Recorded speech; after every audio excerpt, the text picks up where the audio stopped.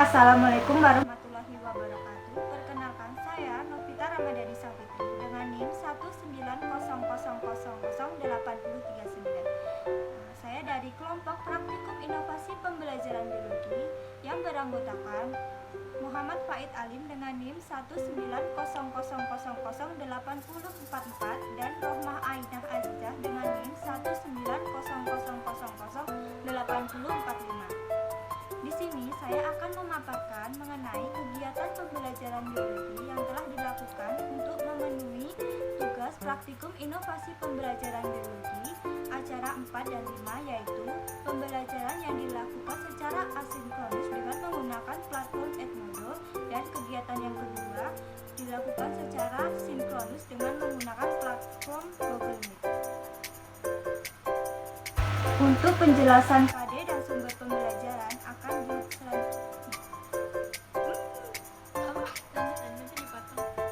Untuk penjelasan KD dan sumber pembelajaran akan dijelaskan di video selanjutnya. Dalam kegiatan pembelajaran, kami memilih menggunakan KD 3.2, yaitu menganalisis berbagai tingkat keanekaragaman hayati di Indonesia beserta ancaman dan pelestariannya. Kelas 10 materi mengenai keanekaragaman hayati. Alasan mengapa menggunakan KD tersebut? Karena keanekaragaman hayati sangatlah beragam, tersebar di seluruh permukaan bumi dan memberi manfaat terutama kepada kehidupan manusia. Namun, kualitas dan kuantitas keanekaragaman hayati di suatu wilayah dapat menurun atau bahkan dapat menghilang. Oleh karena itu, dengan menggunakan KD ini, materi keanekaragaman hayati dapat memberikan pemahaman dan memberikan betapa pentingnya menjaga maupun memberikan perbaikan serta pengurangan terhadap kerusakan-kerusakan yang ada, sehingga mampu membangun rasa kepedulian terhadap keberagaman hayati di Indonesia. Kemudian, model pembelajaran yang kami gunakan adalah Discovery Learning. Menurut Effendi 2012, Discovery Learning merupakan suatu pembelajaran yang melibatkan peserta didik dalam pemecahan masalah untuk pengembangan pengetahuan dan keterampilan. Kemudian, sumber belajar yang digunakan dalam kegiatan pembelajaran ialah berupa PPT dan video berasal dari YouTube. Dan tentunya sumber belajar tersebut sangat berkaitan dengan materi, yaitu keanekaragaman hayati. Untuk kegiatan pembelajaran secara asinkronus, di mana menggunakan platform Edmodo, di sini untuk pertemuan pertama dijelaskan oleh Bapak Alim terkait dengan materi keanekaragaman hayati, serta diberikan sumber belajar berupa PPT dan diberikan soal untuk menambah lebih pemahaman siswa. Selanjutnya, untuk pertemuan kedua dijelaskan oleh Ibu Azizah, yaitu tentang penyebaran keanekaragaman hayati. Pada pertemuan ini, Ibu Azizah juga memberikan soal terkait dengan materi.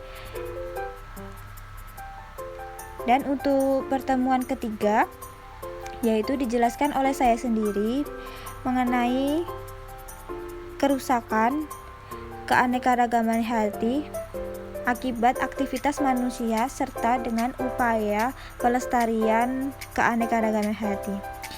Di pertemuan ini saya memberikan sumber belajar berupa video dan diberikan tugas berdasarkan hasil diskusi yang kemudian akan dikumpulkan sesuai dengan template yang diberikan. Dan untuk pertemuan yang keempat dijelaskan oleh Ibu Azizah terkait dengan materi manfaat keanekaragaman hayati. Ibu Azizah memberikan sumber belajar berupa video yang berisikan materi apa saja manfaat keanekaragaman hayati di Indonesia. Sekian penjelasan dari pembelajaran kegiatan menggunakan Edmodo. Baik, mungkin bisa langsung kita mulai. Sebelumnya, Assalamualaikum warahmatullahi wabarakatuh.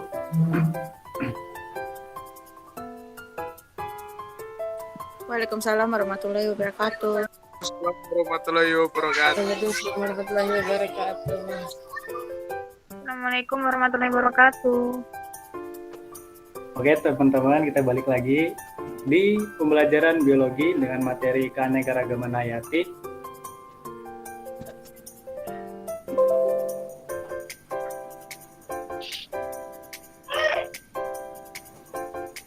Baik, mungkin sebelum kita mulai, saya di sini akan memberikan sedikit pengantar mengenai keanekaragaman hayati.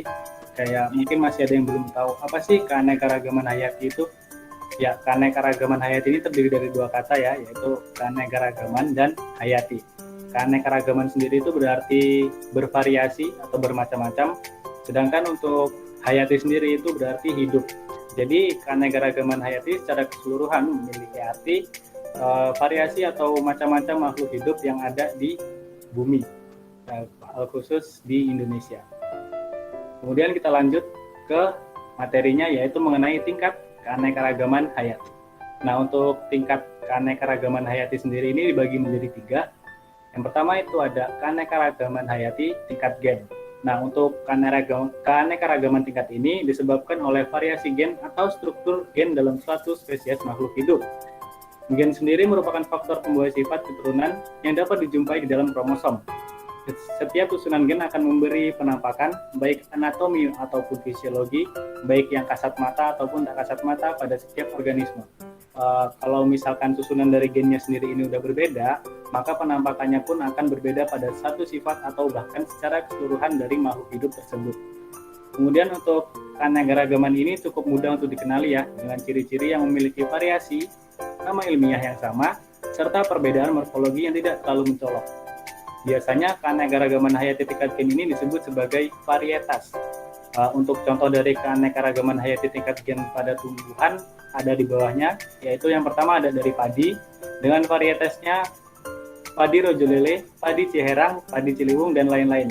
Kita bisa lihat di sini bahwa mereka sama-sama padi, tapi gen mereka itu berbeda. Mungkin kalau misalkan kita lihat secara kasat mata, misal kita lihat di sawah gitu, mereka terlihatnya sama, tapi sebenarnya kalau misalkan diteliti sampai ke gen-gennya, mereka itu memiliki gen yang berbeda. Penyebaran dari keanekaragaman hayati itu sendiri yang akan disampaikan oleh Rohmah Aina Aziza. Kepada Rohmah, waktu dan tempat saya persilakan.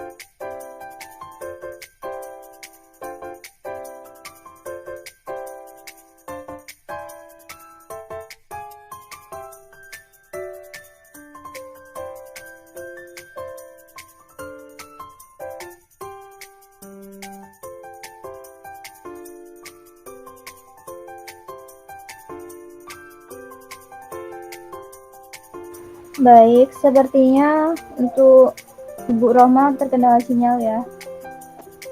Iya Apakah Mbak Novita. saya terdengar? Baik, saya akan melanjutkan penjelasan selanjutnya. Oh ya, baik. Maaf. Penyebaran keanekaragaman hayati di Indonesia.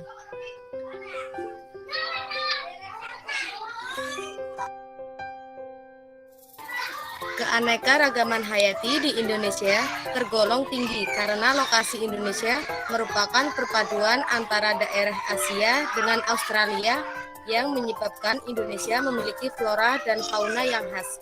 Indonesia juga terletak di daerah tropis.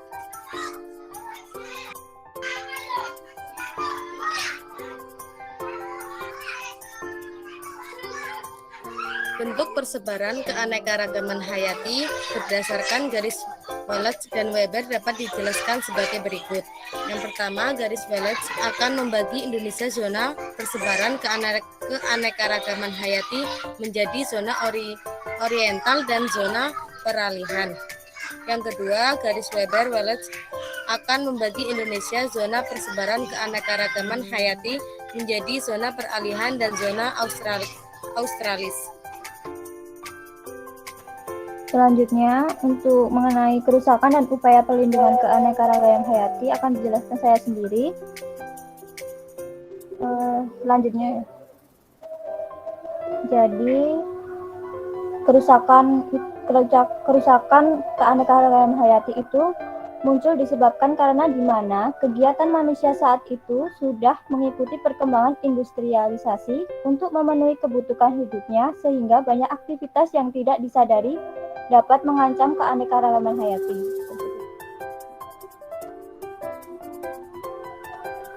Jika hal ini dibiarkan, maka keanekaragaman hayati akan mengalami penurunan baik kualitas dan kualitasnya. Untuk mengenai hal-hal yang dapat menyebabkan penurunan keanekaragaman hayati, untuk yang pertama itu perusakan dan pemusnahan habitat. Yang kedua, makhluk jenis hewan, peliharaan, dan tumbuhan yang baru pada saat suatu habitat tanpa penelitian dan pengembangan yang seksama. Selanjutnya, penggunaan jenis tumbuhan dan hewan pada suatu habitat secara berlebihan, terjadinya pencemaran lingkungan dalam suatu ekosistem, yang dalam artinya pencemaran lingkungan tersebut meliputi pencemaran air, tanah, dan udara. Kemudian terjadinya perubahan iklim global, adanya perkembangan industri pertanian dan perhutanan, dan yang terakhir adanya eksploitasi berlebihan saat penambangan logam dan pemanfaat biota laut. Kemudian untuk upaya pelestarian keanekaragaman hayati itu dibagi dua ya, yaitu pelestarian secara in situ dan pelestarian secara ex situ. Nah, kalau udah nggak ada yang tanyakan lagi, mungkin nanti kalau misalkan ada yang kurang jelas bisa bertanya di grup secara langsung atau bisa japri ke Bapak Ibu gurunya. Ya, mungkin sekian pertemuan pada kali ini, insya Allah semoga materinya dapat dipahami dengan baik oleh kalian semua. Apabila ada salah kata, kami mohon maaf karena kebenaran hanya milik Allah Subhanahu wa taala. Billahi fi sabilil haq, fastabiqul khairat, nun wal qalam bima yasturun. Assalamualaikum warahmatullahi wabarakatuh. Waalaikumsalam warahmatullahi wabarakatuh. Terima kasih Bapak dan Ibu. Terima kasih Bapak Ibu. Terima kasih Bapak Ibu. Assalamualaikum warahmatullahi wabarakatuh. Perkenalkan, nama saya Ivona Heradina. Saya dari SMA Negeri 1 Wates, kelas 10 IPA 1. Kesan-kesan saya adalah dalam pembelajaran menggunakan Edmodo sangat membantu saya untuk mengikuti pembelajaran tersebut. Kemudian saat bergabung ke dalam kelas sangatlah mudah, serta fitur-fitur yang ada di dalam Edmodo mudah dimengerti dan nyaman digunakan. Wassalamualaikum warahmatullahi wabarakatuh. Halo teman-teman calon dahlan muda. Bagi teman-teman yang baru saja lulus di sekolah menengah ke atas dan berkeinginan untuk lanjut ke pendidikan perguruan tinggi, terutama program pendidikan biologi, ayo segera mendaftar ke Universitas Ahmad Dahlan. Teman-teman bisa mengunjungi salah satu sosial media Instagram akun resmi Prodi Pendidikan Biologi, yaitu PBio UAD Official. Di sana kalian bisa mencari informasi mengenai pendaftaran maupun mengenai kegiatan dan informasi lainnya. Nah, Prodi Pendidikan Biologi di UAD sudah berakreditasi A loh teman-teman. Yuk bergabung bersama kami di program studi pendidikan biologi Universitas Ahmad Dahlan. Unggul, inovatif, berwawasan global dan islami.